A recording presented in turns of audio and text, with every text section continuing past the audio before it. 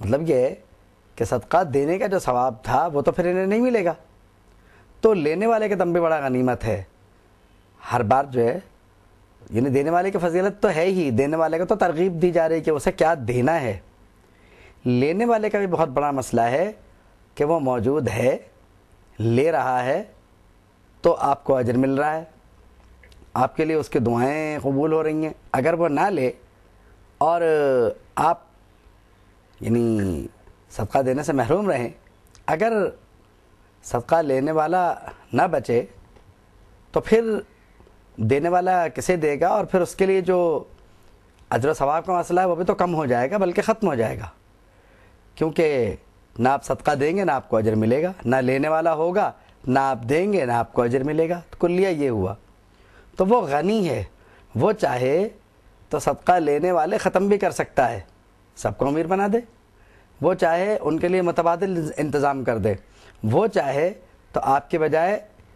انہیں دوسرے دینے والے پیدا فرما دے جنہیں بہت زیادہ ثواب ملے۔ تو یہ صدقہ دینے والے کو ایک طرح کی تنبیہ ہے کہ تم یہ نہ سمجھنا ہم سب کچھ کر سکتے ہیں۔ اگلی آیت میں فرمایا الشیطان یعدکم الفقر، شیطان تمہیں محتاجی کا اندیشہ دلاتا ہے۔ شیطان کی مشکل یہ ہے کہ وہ ہر بات میں آپ سے کہتا ہے کہ اگر تم نے صدقہ دیا تم غریب ہو جاؤ گے، یعنی اللہ کے راہ میں جو خرچ کرے اس سے کہتا ہے تم غریب ہو جاؤ گے، اور اسے اندیشہ دلاتا ہے کہ تم بڑا مسئلہ ہو جائے گا، مال کی مشکل میں پھنس جاؤ گے، یہ کیا کر رہے ہو تم، مسجد بنانے میں رقم دے رہے ہو، یہ تو تم آگے اپنے بچوں کا کیا کرو گے، انہیں کیسے کھلاؤ گے۔ تو شیطان کا کام ہے اندیشے دلانا، خوف دلانا، محتاجی کا خوف دلانا۔ ظاہر ہے کہ انسان سب کچھ برداشت کر سکتا ہے، لیکن یہ بڑا مشکل کام ہے کہ وہ یہ کہے کہ وہ محتاج ہو جائے، کسی کا دست نگر ہو جائے، دینے والا لینے والے میں تبدیل ہو جائے۔ تو شیطان بار بار اسے کہتا ہے کہ دیکھو یہ جو تم بار بار صدقے نکال لے ہو، جو بار بار تو تمہارے تو بڑا مسئلہ ہو جائے گا، تم تو غریب ہو جاؤ گے۔ تو اس کا مطلب یہ ہوا کہ آج تو تم صدقہ دے رہے ہو، کل تم لینے والوں کے لائن میں کھڑے ہوگے۔ تو یہ بات جو ہے شیطان لوگوں کو یاد دلا دلا کر انہیں روکتا رہتا ہے۔ اللہ فرماتا ہے وَيَأْمُرُكُمْ بِالْفَحْشَاءِ، اور تمہیں برائی کا حکم دیتا رہتا ہے۔ کس طرح سے؟ ایک تو یہ کہ نیک کاموں کے راہ میں خرچ مت کرو، مطلب یہ ہے کہ تمہیں بخل کی ترغیب دیتا رہتا ہے۔ فحشا کا ترجمہ لوگوں نے بخل بھی کیا ہے کہ تمہیں وہ یہ سمجھاتا ہے کہ پیسے جتنے جمع کرو گے اتنے تمہارے لیے بہتر ہیں۔ آپ کو پتہ ہے کہ مذمت مال بھی بہت ہے، مال کی محبت میں جمع کرنا اس کی بھی تردید آئی ہے، لیکن مومن کو مال جمع کرنے سے منع نہیں فرمایا گیا، اس کو خرچ کرنے کے راستے بتا دیے گئے، اس کے بعد اگر کوئی مال بچتا ہے تو یہ کوئی بری بات بھی نہیں ہے۔ اب وہ مال جو بچ گیا اس کے لیے بھی اسے چاہیے کہ وہ یہ نیت رکھے کہ اگر اللہ کے راہ میں ضرورت پڑی تو میں اس میں سے بھی دوں گا، تو یہ زیادہ بہتر ہے۔ اس بات کی تفصیل تھوڑی سی کر لی جائے کہ شیطان جو ہے وہ کیا کرتا ہے۔ شیطان آپ کو ناداری کا اندیشہ دلاتا ہے۔ کہتے ہیں کہ شیطان کو یہ معلوم ہے کہ وہ مومن کو بخل کی ترغیب نہیں دے سکتا، مگر شیطان کو یہ اندازہ ہے کہ وہ کسی شخص کو بھی ناداری کا اندیشہ دلا کر، محتاج ہونے کا خوف دلا کر وہ یعنی خرچ کرنے سے، سخاوت سے روک سکتا ہے، تو وہ یہی کرتا ہے۔ اب آپ ایک بات دیکھیے وَيَأْمُرُكُمْ بِالْفَحْشَاءِ، اور وہ بخل کا حکم دیتا ہے۔ ایک طرف تو یہ بات ہے، اور دوسری طرف یعنی بات کو اگر اتنا ہی سمجھنا ہو تو یہ بات ہے، اور دوسری طرف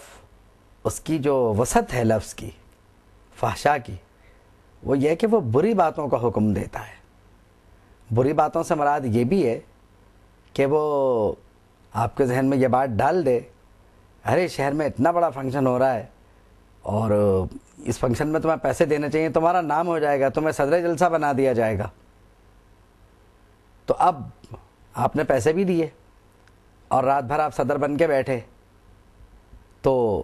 جو گناہ ہوا وہ آپ کا۔ بات یہ ہے کہ اس نے یہ تھوڑی کہا تھا، وہ کل آپ پوچھیں کہ تم نے کیا کروا دیا، تو وہ کہے گا میں نے آپ سے یہ تھوڑی کہا تھا کہ ثواب ملے گا، میں نے تو آپ سے کہا تھا شہرت ملے گی، آپ شہرت کے پیچھے گئے، آپ کا کام ہو گیا۔ کیونکہ شیطان کی ایک عادت ہے کہ پہلے کفر پہ آمادہ کرتا ہے، اور جب انسان کافر ہو جائے یا اس کی بات مان لے تو اس کے برے نتائج سے خود کو بہت جلدی الگ کرتا ہے۔ قرآن مجید میں سورہ حشر میں آتا ہے کمثل الشیطان اذ قال للانسان اکفر، کہ شیطان کی مثال ایسی ہے کہ وہ انسان سے کہتا ہے تو کافر ہو جا، فلما کفر، جب وہ کافر ہو جاتا ہے، قال انی بریء منک، تو وہ کہتا ہے تیرے کفر سے میرا کوئی واسطہ نہیں ہے، میں تو بری ہوں اس سے۔ کیوں بری ہوں؟ انی اخاف اللہ رب العالمین، کہ میں تو اللہ سے ڈرتا ہوں، یعنی آپ کا ایمان خراب کر دیا، اب وہ کہہ رہا ہے میں تو اللہ سے ڈرتا ہوں۔ اب یہ بات وہ کیوں کہہ رہا ہے؟ آپ یہ کہیں گے کہ شیطان کا یہ کہنا تو بڑی عجیب بات ہے کہ میں اللہ سے ڈرتا ہوں۔ وہ اصل میں یہ نہیں کہہ رہا، وہ کہہ رہا ہے اب جو نتائج اس کے ہوں گے وہ تو بھگتو کہ تم، میرا عمل تو شروع سے ہی خراب ہے،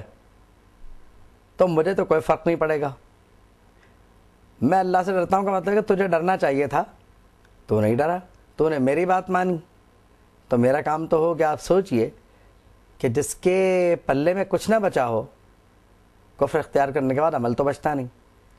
اب وہ کیا کرے؟ اور ایسے میں موت آ جائے تو کہاں جائے؟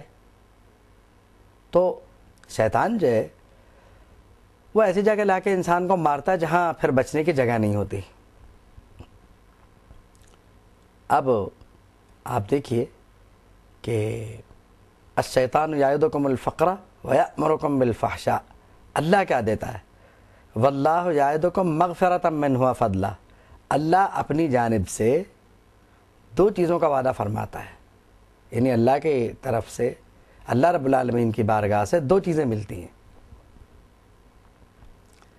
ایک تو یہ کہ وہ مغفرت کا وعدہ فرماتا ہے، دوسرا یہ کہ وہ اپنے فضل کا وعدہ فرماتا ہے، یعنی ایک تو یہ کہ آخرت میں وہ آپ کے گناہ بخشے گا، دوسرا یہ کہ وہ دنیا میں آپ پہ فضل فرمائے گا، کیونکہ حدیث شریف میں آتا ہے وَالصَّدَقَةُ تُطْفِئُ الْبَلِيَّاتِ، صدقے سے مصیبتیں دور ہوتی ہیں۔ اور کچھ کا کہنا یہ بھی ہے کہ صدقے سے عمر میں درازی ہوتی ہے، رزق میں برکت ہوتی ہے، یہ فضل ہی تو ہے اس کا کہ آپ کو عمل کرنے کی توفیق مل جائے، آپ کو وقت مل جائے کہ آپ نیک اعمال کر سکیں، یہ اس کی بارگاہ سے ایک توفیق ہے، جسے مل جائے یہ بڑی بات ہے۔ تو شیطان کیا کرتا ہے؟ دو کام شیطان کرتا ہے، ایک آپ کو محتاجی سے خوفزدہ کرتا ہے، اور دوسرا یہ کہ آپ کو بری باتوں کا حکم دیتا ہے۔ آپ آزما کے دیکھیے، آپ کسی برے کام میں پیسہ خرچ کرنا چاہیں، اگر اللہ تعالیٰ آپ کو بچائے تو بچائے،